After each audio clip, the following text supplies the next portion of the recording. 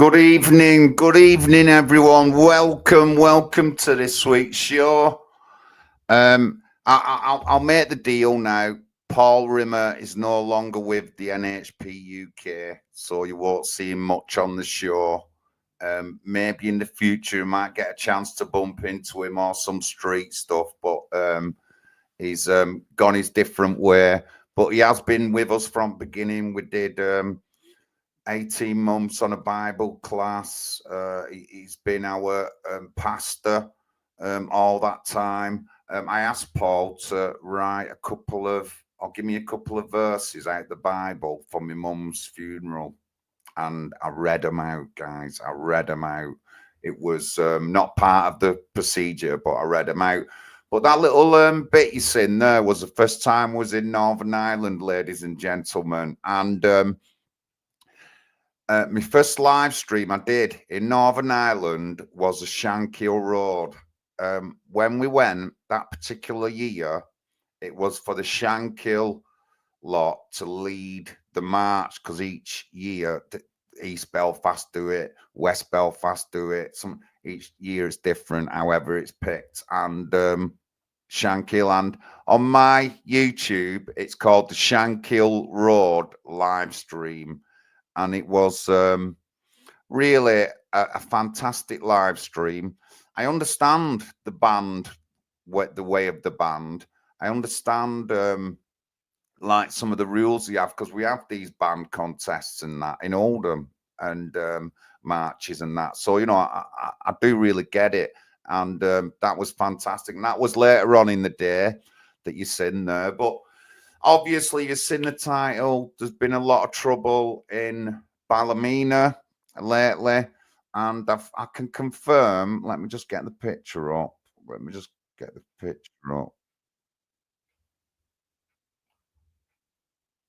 Oh, wait. Let's just get Russell in. Hiya. Good evening, Russell. Good evening. Hiya, John. We are live. We are live already, yeah. Good. I'm just going to put a file up that I've got.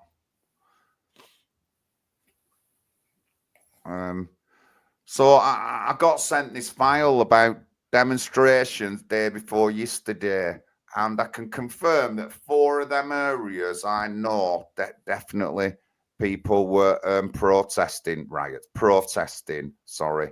And they were peaceful protests. I have got videos of other protests they did and stuff like that. But unfortunately, Northern Ireland is in the grip of an absolutely woke government, politicians. I just can't believe that how they've put and done this to Northern Ireland and Ireland in general across the country. And we've seen they've had really woke progressive leaders in there and stuff like that, and they're destroying the country. And the way I'm getting it, it's a couple of young lads have done something. Now they're only young, they're like 15-year-old. Now, if we're going to accept 15-year-old kids into this country who have think like they do, and they do stuff like they've done, you know, there has been arrests, and I'm not going to make any judgment or anything, but generally, if you're going to accept 15-year-olds into your country that do stuff like that, you're doomed. You're absolutely doomed. But it's just unbelievable, guys. I can't get why they're doing this and all that. But anyway, we will get onto that. We will get onto that. Like, just get this picture off screen. Yeah. So Russell, good evening. How are you, mate? Hello, John. Yeah, I've just come back from the pub and I'm ready to go. So have you been? That's a bit of good news. We've got a new member of the Populist Party and potentially a second one. So obviously, but of course, we do cross party with each other. Yeah, so I'm a member of the NHPUK as well. Hello, Pat. Hello there. Nice to see you all. Yeah, Wait, so you sound a bit off, Pat. Sorry, it's a bit off. You sound. All right, 2 seconds.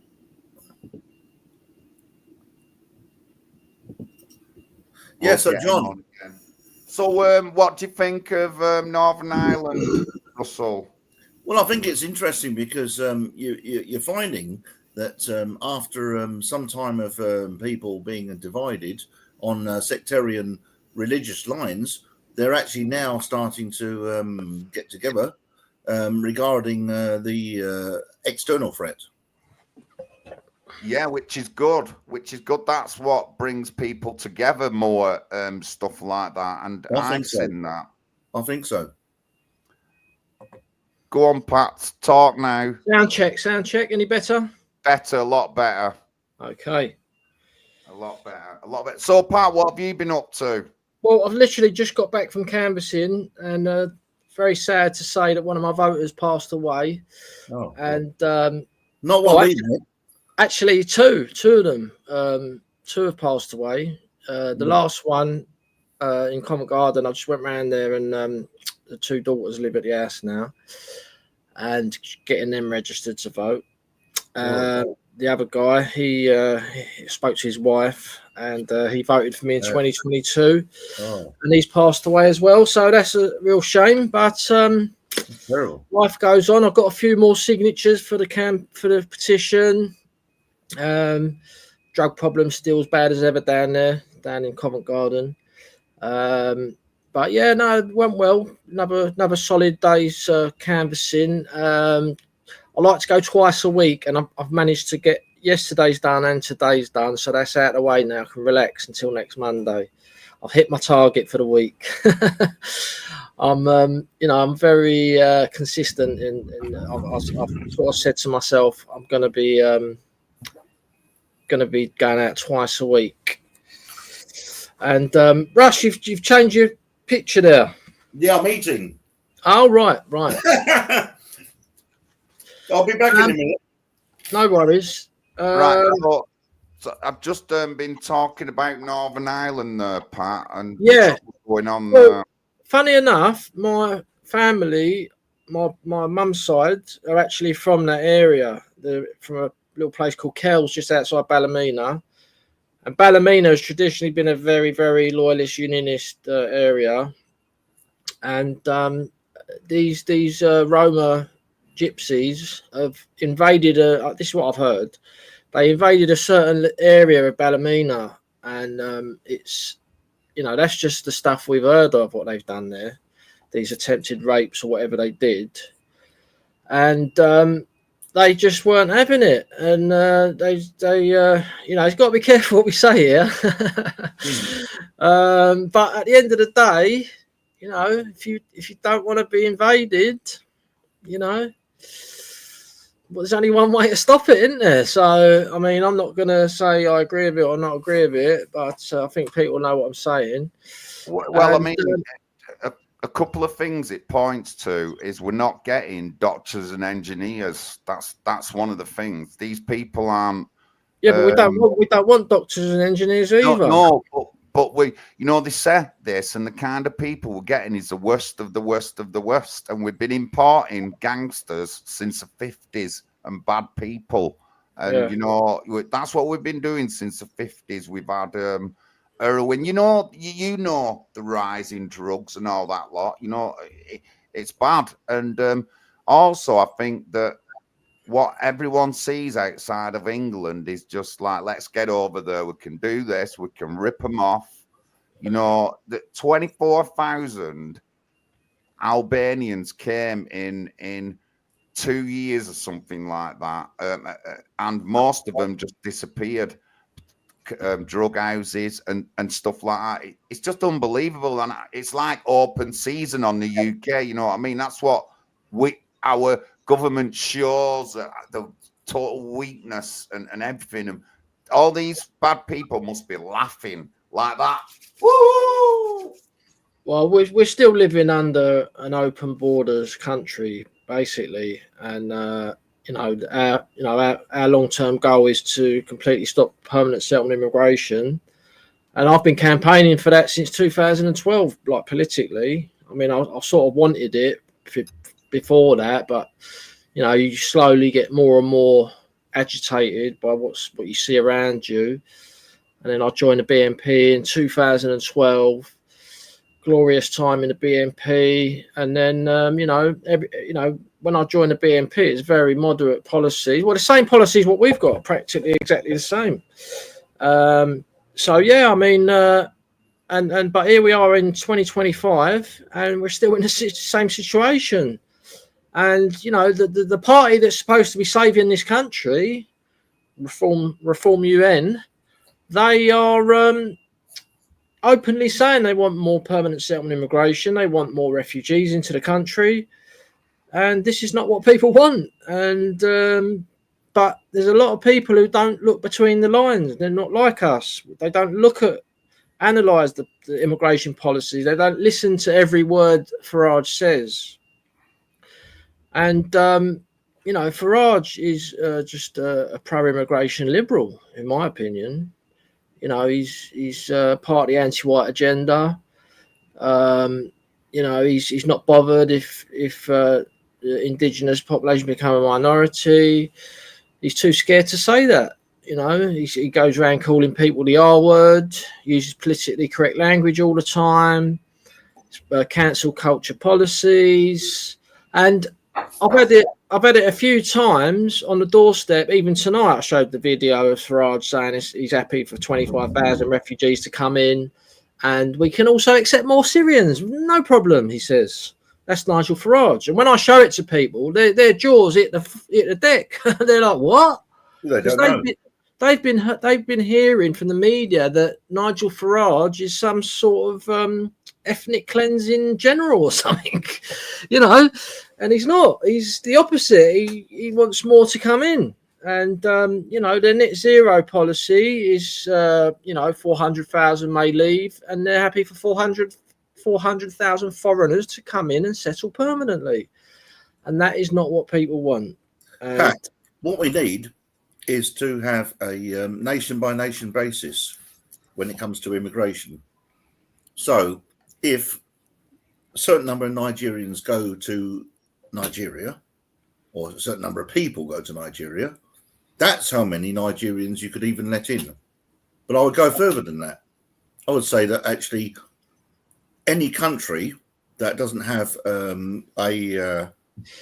shall we say, equal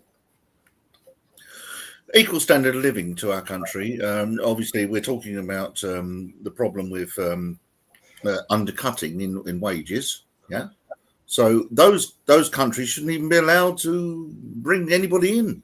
Well, we want to completely stop permanent settlement immigration. Period. Yeah. I mean, temporary work permits is a different story, and I understand what you're saying there. Yeah.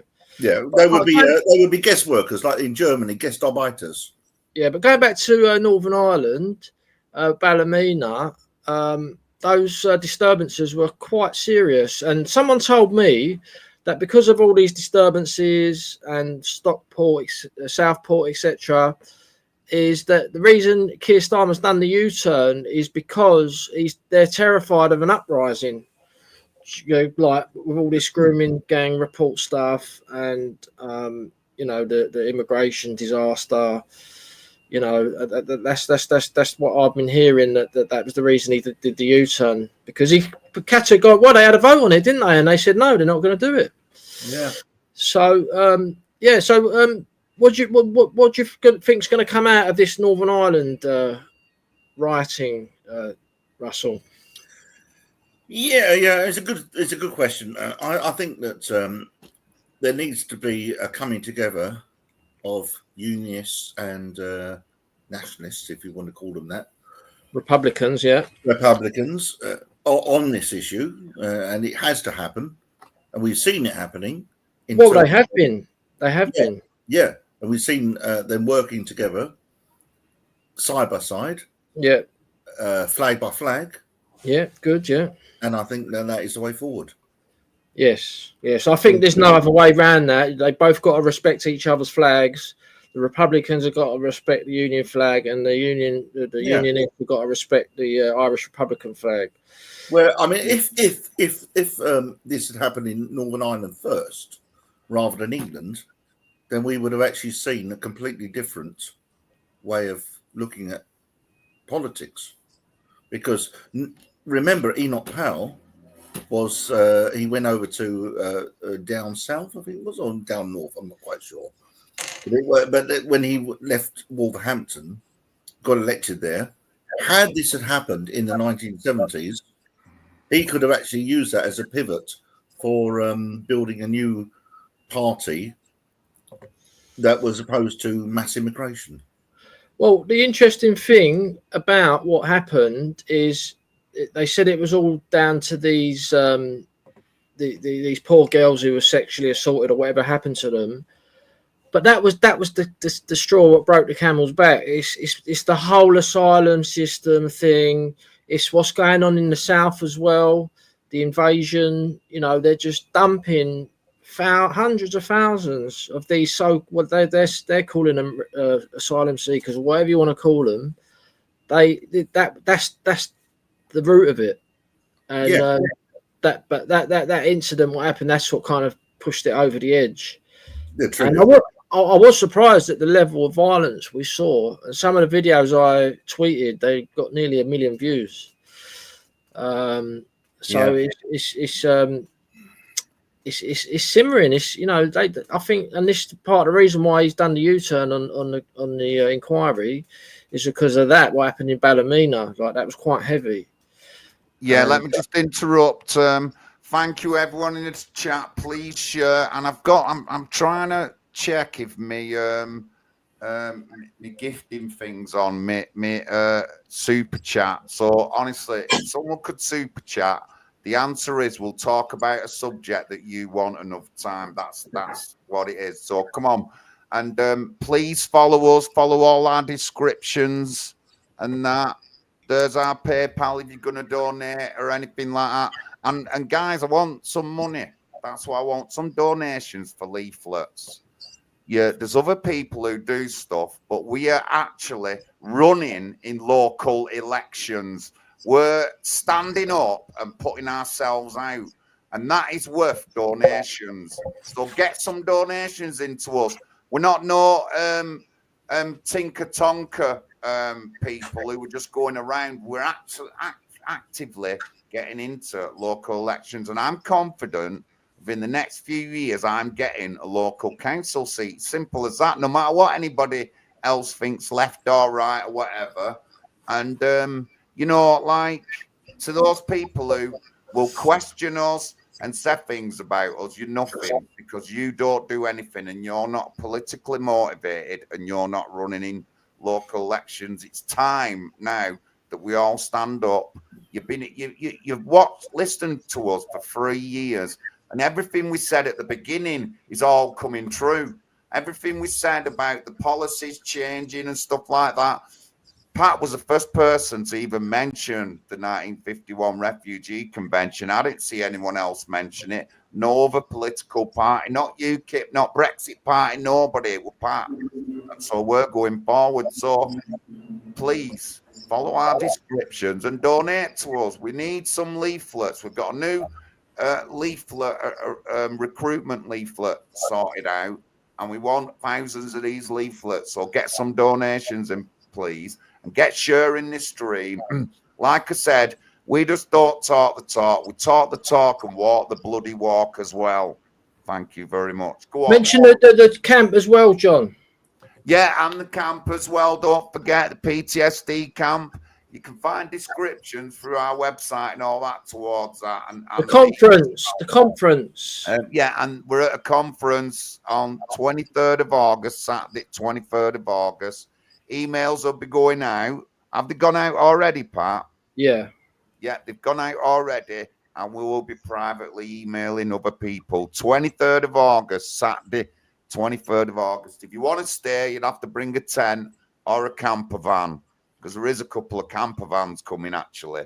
And you can turn up the day before, on the day, stay over till the next day. The camp's going to be there to facilitate for us.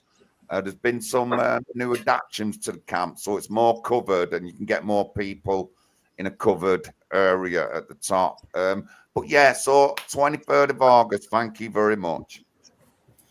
But anyway, I'll pass it over to you, Pat. Go on. Yeah, no, just to reiterate that, it's going to be a big conference. We're going to be a lot of speakers down there. 23rd of August down in Bath near Bristol, Veterans PTSD camp, and yeah, it's going to be a good day. I'm looking forward to it. It's going to be barbecues, hamburgers, hot dogs, and be a chance to meet all the team and other members and supporters and stuff. Be merchandise on sale as well, key rings and mugs. So yeah, it's going to be a really good day. But yeah, so Ballymena was, well, there's been a lot happening, hasn't there? I mean, we got into this debate about the referendums with our leaflets. We're in the process of producing a recruitment leaflet number 2. And one of the issues we're going to be putting on there is about referenda. And, you know, we've discussed whether we should have a policy to have referendums on really important foreign treaties. Whenever there's a foreign treaty signed, it should be put to the whole country for a referendum. There's other referendums you can have, like on the death penalty, internal issues. But I was thinking about these internal issues on referendums, and that's what the general election is really. Is someone has a policy, and you know, just say someone wanted the death penalty, they put it in their manifesto, and people would vote for that. But there's so many different things you could have referendums on. But I personally think it's a good idea to do that for external matters. Whenever there's a treaty signed with foreign nations, like a military cooperation, health organisations, you know, fishing trade deals and stuff. Because as we all know, these politicians, they get into power and they just go and sign, like Keir Starmer's just signed off a 100-year agreement with Ukraine that we're going to support them financially and God knows what else. So yeah, so what do you think about these referendums, Russell? Well, yes, regarding Ukraine, obviously that should have been put to a referendum. I would take the stance that issues of conscience, and we're talking about assisted dying, and we're talking about abortion, we're talking about death penalty in circumstances, not all circumstances, certain circumstances. We're talking about the ideas of divorce. Any of those really should be put down to the general public, because they are, I would say, issues of conscience, and they are to do with religion, faith, whatever you want to call it. But also, I think they go further than that. I think they are issues that 650 people cannot really represent 70,000.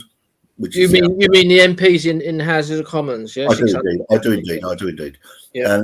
They can't represent 70,000, which I think is about the kind of the average constituency number. I don't think they can actually do that. I really don't. And I think it needs to be put to the masses, because otherwise, if you look at how this country's gone, well, let's look at Leo Abs.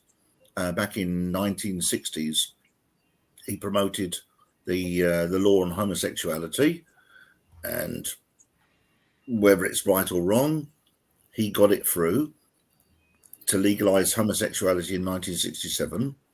But that was not put to the people, it was put to 650 MPs, or however many there were at that time. If you look at Sidney Silverman, who was another Labour MP, it was again the same thing. It was Sidney Silverman wanted to abolish the death penalty outright, but he didn't actually do that because it remained for treason and various other issues up until about 1990 something, when Tony Blair finally finished it. So I believe that we really need to put these issues of conscience, issues of constitution, to the people, and that is actually a very popular stance. and it's a stance that the mainstream hate.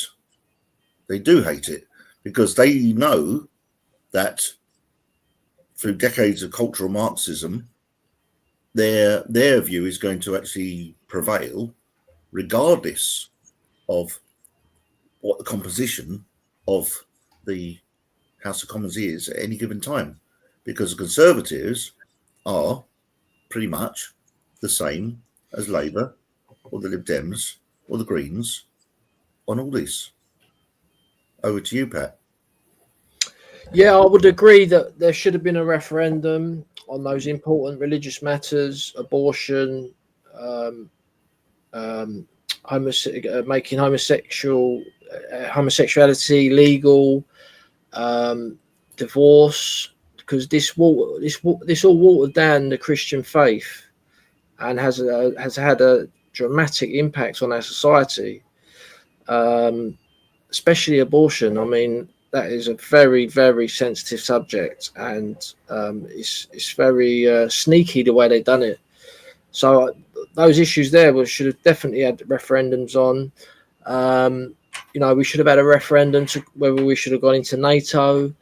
We should have had a referendum on all sorts of things. Things. Sorry? There are so many things. Yes. But if there hadn't been a referendum, if there had been a referendum on homosexuality being legalised, then the default position would have been to have a referendum on gay marriage, because that would be the starting point to actually have a referendum on social issues. Then all social issues further down the line would have actually been put to a referendum. Yeah. And all this stuff with the UN Refugee Convention, we should have constitutional stuff, because what that did, signing up to that agreement, as we all know, that gave the automatic right for the whole world to, theoretically, if there was a World War III tomorrow, the whole world could turn up at Dover and say, well, I'm fleeing. And it could be true. They might be, who knows what's going to happen. But potentially millions and millions of people can just turn up because of that convention. And how did we sign into that? I mean, it was all pressurized into doing it. And I don't think the country would have voted for that. Helping refugees is one thing, but giving them full citizenship and full rights of the indigenous population is a completely different matter. And they sneaked it in somehow after 1945. So I personally think that we should have referendums, definitely on foreign treaties and things like we just discussed there. The death penalty, I'm not personally in favour of the death penalty. But you would support a referendum on it, though, wouldn't you? Yeah. Regardless of whether you actually support or disagree with something. Yeah. The whole point is that the masses need to have a say on it. Yeah. Otherwise, you could say, well, Labour won the general election, so therefore we're going to abolish the House of Commons because we don't like the result. Let me interrupt. I just want to thank Tina from Sweden. She donated to us through DonorBox. She lives in Sweden. She's been a follower of mine for quite a few years, and she likes the NHPUK, you know what I mean? And she comments a lot and stuff like that. That's great. Well, thank you, Tina, and God bless you, Yonsei. Thank you very much. And everyone else who's donated, because there has been a couple of donations here and there, and anybody who's extended the membership as well. I don't know if I've told everyone, but please try and share the YouTube channel. This is going to be built up, and it will be a source of revenue for the party, and we can pass it through as just like donations, like we get off PayPal and stuff like that. So it's good for the party. So please follow, share the links, look at my videos, always comment and like on the YouTube channel, please. If you've got any ideas or anything like that you'd like get involved or anything like that. You know, a media manager, someone we know as a media manager would be nice. But yeah, just please try and follow our links and share everything. So, you know, the Ballymena thing, it's just what's going to happen. It's happened over here with Southport, and whereas everyone's throwing the far right narrative round and that, it's nothing to do with that. It's people being angry. And let me just tell you, there was people asking for these sort of things to do with the child sexual exploitation and immigration for years, and especially in the 2000s and stuff like that. I just want to switch over a little bit. I've got the case report to do a bit of studying on. I've made some notes about it, and I'm working with a couple of the girls involved in Oldham as well. So next couple of weeks, I'll mention a few things to do with that report. If you've got any questions about it or anything, you can obviously email us or anything like that. And I'll try and do a fairly realist, like how do I say it? Targeted review on it. I'll look at stuff like that, because already in the case report, it's failings that are coming out that have already been said before, guys. And you know, like the BNP, especially under Nick Griffin, there was some of the most vocalist people about child sexual exploitation as well. Marlene Guest. In that, and Marlene, yeah, in that era when it was happening before that. So, you know, so people are just taking advantage of the situation, but it's been well documented and well known for lots of years. But now it's finally coming to the tipping point. And like, was it you who said, Pat, like Starmer's doing this because he fears what's going on. And it's not just with the normal working class. They're allowing all these Palestine protests going on, and they're looking at even letting some over here. That means tourism over here, guys. Wherever Palestine goes, tourism follows. That's why they're not allowed in other countries. So Britain is getting it from inside and from outside influences. That's why we need to, like, cut it all off. John, I've got a question on that one. Well, not question, really, a comment regarding that. Obviously, yes, we don't want to have Palestinian people or pro-Palestinian people protesting on the streets. But is it necessarily terrorism? Because by the same token, you could say, well, look at how Israel's reacted towards the Palestinians. Do we really want to be seen as being siding with one side or the other? Yeah, but I'm not siding with Israel. I'd do the same with the Israel. I know that. I'd want them banned off our land. 100%. I know that, John, and you know that. But if you condemn one side without condemning the other side, you come across as being not even-handed. Well, I mean, it's not so much condemning. It's just that's the Palestinians' history. If you look at it, when they go to other countries, there's lots of tourism. They assassinated the president of Jordan. This trouble in Kuwait when they went to. I'm just saying that's what I can see. But obviously, we don't want anybody not denying that anywhere. No.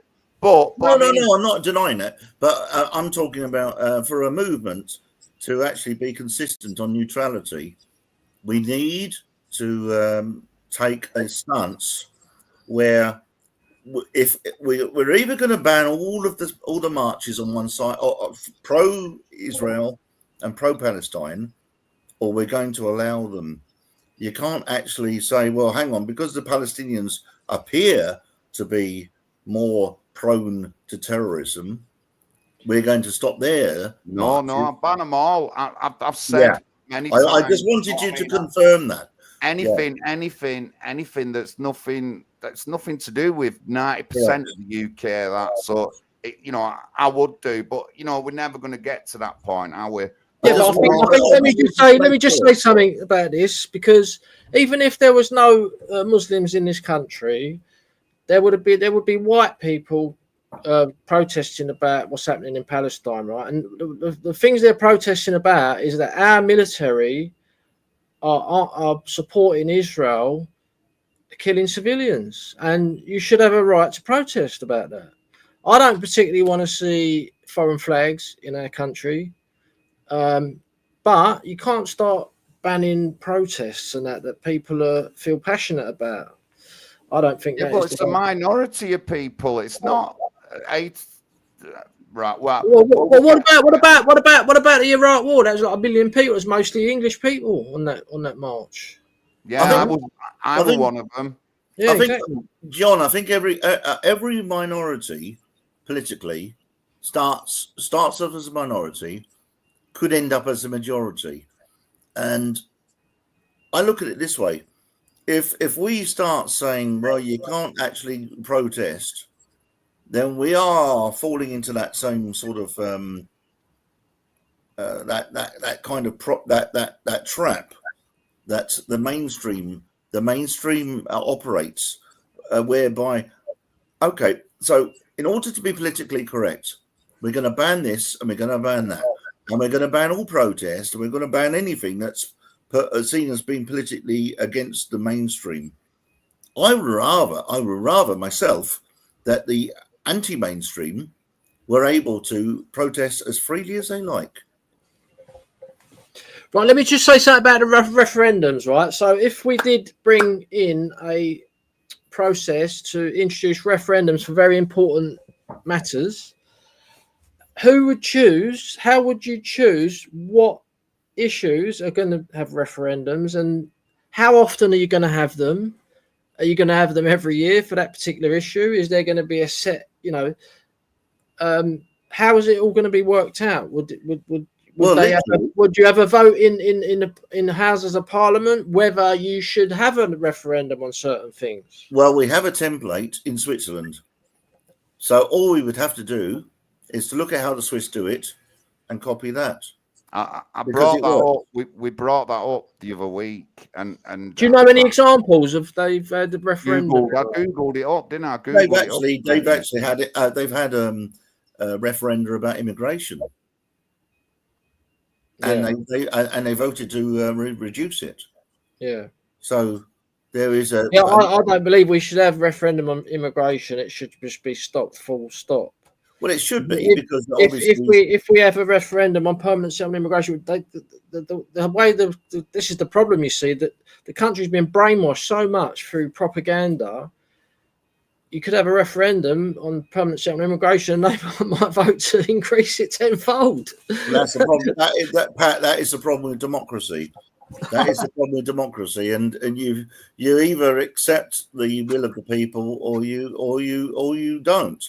That is the choice between. I say that immigration is a contradiction. Permanent settlement immigration into a nation is a contradiction of a nation, and it shouldn't be up for discussion. It should never have happened in the first place, in my opinion. It shouldn't have. Yeah, we know. And so it's not. It's a bit like saying, "Oh, shall we?" Yeah, I mean, it's just something that I don't think a referendum. Examples. So I've got Switzerland up. Examples. Initiative for 13 or SI pension payment. Retirement age underneath that. Premium relief initiative. Cost break initiative. Initiative for freedom and physical integrity. A lot of the stuff looks like it's for people in Switzerland. Federal Act on secure electricity supplies. Well, there you go, John. I mean, if you look at Denmark recently, they've been castigated because what they said was they wanted to raise the retirement age to 70. I don't think that would have got through in Switzerland, based upon what you just said. There's an expansion program for national highways, tenancy law, subletting, tenancy law. So you know they have, and there's loads. He had 4 in one day there, but you know them all look like. What's the turnout on these referendums? Is it compulsory? Well, I'm not sure if it's compulsory, but like a million votes saying here on one of them. But there you go, you know, and them are things all to do with the country. They're not even like outside of the country, are they? They're like tenancy law, national railways. It's all stuff to do with the country. And so there you go. That's some examples. It's a good example. And actually, John, they actually do it to the most local level as well. So you know, in a canton, which is the version of our councils, they do it there as well. It's not just national. Well, I could give you a perfect example. Where I live in Camden, North London, they've just implemented these LTNs, and they did consultations on some of them, but they just ignored everyone. And really, that something like that, they should not have been allowed to do that. And I think the Mayor of London had a lot to do with it. The powers he's got through being the mayor is unprecedented. And one of our policies is to scrap the mayors of major cities in the UK. Well, yes, I mean we've been talking about that on the Populist Party, Fred, tonight or this afternoon, and virtually everybody was saying, I think everyone was saying that we get rid of the police commissioners and get rid of these local mayors because or regional mayors like Sadiq Khan, and make it like it used to be, a mayor of a borough. Yeah, and that's right. That's what it should be. Yeah, Sweden have they haven't done many. Sweden, but adopting the euro as a currency of Sweden in 2003, and they rejected it. 1922 prohibition of alcohol, but that up 55% turnout. So you know, what country voted for that? Sweden. What, to ban alcohol? Yeah, but that was in 1922. That's probably for the Americans, yeah. But yeah, so you know, other countries do it, and like Pat said, we could make it really about issues directly to do with the UK, especially foreign things and all that. That a lot of the stuff we're in, because I know that we won't be in war if we had a vote on it. I think most people would be out of it. I would agree with you on that. Yeah, 100%. But you know, but we could break it down, and as Russell said, we can go a bit more local. So what I would think is, my area of Hollingwood is high crime, and I'd say that ask the residents if they want stop and search more on youths and stuff like that within the area, you know. And you know, if they say yeah, you do the stop and search. If they say no, you don't do it. And then if there's any crime then to do with youths, you know, you can point a finger. Correct. That is the genius, John. That's the genius of direct democracy. You can turn around and say, well, if you didn't vote for it, you're culpable. It's your fault. Definitely. And I mean, over the Big C that we went, one of the things that I said at the very beginning is that we should have given control, rather than the top government doing it, to individual counties. That's what should have happened. And really, you know what I mean? And that kind of control. But we've got to be careful. But it is absolutely feasible that we can do these things. You know, the capital punishment thing, abortion, we can have referendums and all these things, and we should do as well. These are major impact things in our society today, and they need talking about, and they need voting on. So many people have different views upon these things, and they are issues where they're from the heart. And if you're from the heart, crime in particular, being a victim of crime, any of those things, I would say that you have a right to be represented by yourself, not by one of 650 people who've been voted to represent 70,000 people. You need to represent yourself on those issues. Now, obviously, with something that is like, some sort of obscure financial issue that most people are probably not financially well up on, you've got your standing committees, your select committees, whatever you want to call them, all these different committees, and they go through the turgid process of talking about all that stuff. But when it's something that we know affects us directly, like crime, like abortion, like anything like that, really, any of those issues, it's got to be one person, one vote, in the same way that Brexit was, in the same way that all these constitutional issues were.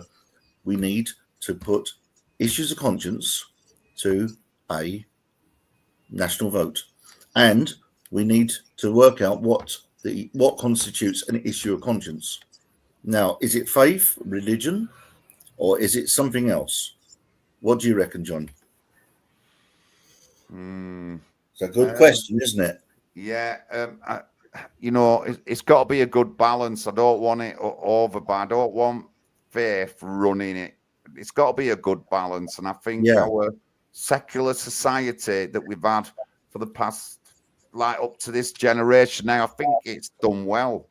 But it's got to be a balanced from both sides. I think really it has, but it's got to be because like it doesn't always. Well, I mean, we've seen religion in other places of the world dominate politics, and it's not good. Yeah, it's not. So good. how about just general morals that can be drawn from every single faith and none? And we're talking about things like, let's say, assisted dying. Now, that's a good question. That's something I would say there's got to be referendum based. I don't think that should be something that 650 people in the country. I don't think there should even be a debate on it. We should be a Christian country, and it shouldn't be allowed. It's just like killing people. Well, I would agree, but I'm just taking this, not devil's advocate, but I'm taking a middle position on this, where I'm saying that, bearing in mind that there's a lot of people out there who don't have a faith, but still might think that is actually quite scary, that their relatives or somebody else's relatives could be cajoled into, for whatever reason, ending their life by somebody who's very persuasive for whatever reason, maybe even to get an inheritance. Mm. And they might not even be that ill. They might actually be people who, they might be just feeling a bit under the weather at the time, and they're feeling a bit depressed, and they think, "Oh, I wish I could end it all." And then somebody steps in, and there you go. That's where it starts. But going back to the actual question of referenda, I think the whole point of Christianity and following a certain religion kind of escapes all this debate. There's abortions and all those things we discussed were not even contemplated before in a Christian society. And all this democracy referendums, is it really the right way to go? I mean, if you're talking about they sneaked in the abortion and they shouldn't have done it the way they did, I would have preferred a referendum. But there's all these things, the welfare state, it's another thing. We didn't have any say in that, really, whether that was introduced or not. Well, when it was introduced, women didn't even have the vote. Yeah. So it was so long ago, there wasn't actually democracy as we know it, like a universal suffrage, was it? So, Yeah. So are we going to cover this World War III quickly before the stream ends? Go on then. Yeah. Well, if we got time and we don't get blown up before we actually finish it. So the last 4 days, I've been glued to the internet, watching this war between Iran and Israel, and the more I'm hearing today is that it sounds like America is going to be going in. But they've been saying that for the last 3 days, and they haven't. They keep saying they're going to, and then they put a statement out saying they're not going to be involved with it. And it's a very dangerous time. And someone said to me, it could be a possibility that America doesn't get involved, and the UK and France do get involved. And I said that. exactly, you. And a very interesting point, because you know, and you know, we don't want that. We do not. We're already involved. They've already supported them multiple times in their attacks and everything, spending our tax money. We're not even asking us about it. Referendum, you know. Can I reiterate what I said to you on the phone earlier on? Yeah. Okay, so if you go back to 1917, or if you go back to 1914, because that's the start of the Great War, America didn't get involved. Now, they're supposed to have a special relationship with us. They're supposed to have gone back to the founding of America, probably earlier. They didn't get involved. They didn't help us out. They didn't do anything. They just sat there.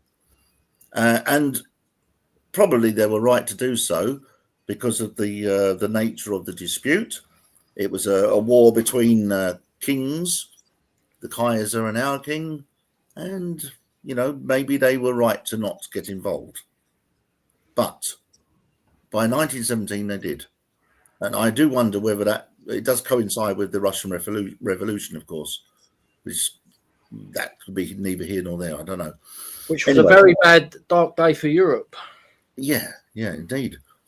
So obviously, I could say what I said to you on the phone about who should have won the war, but I probably won't here because it's not going to be necessarily popular.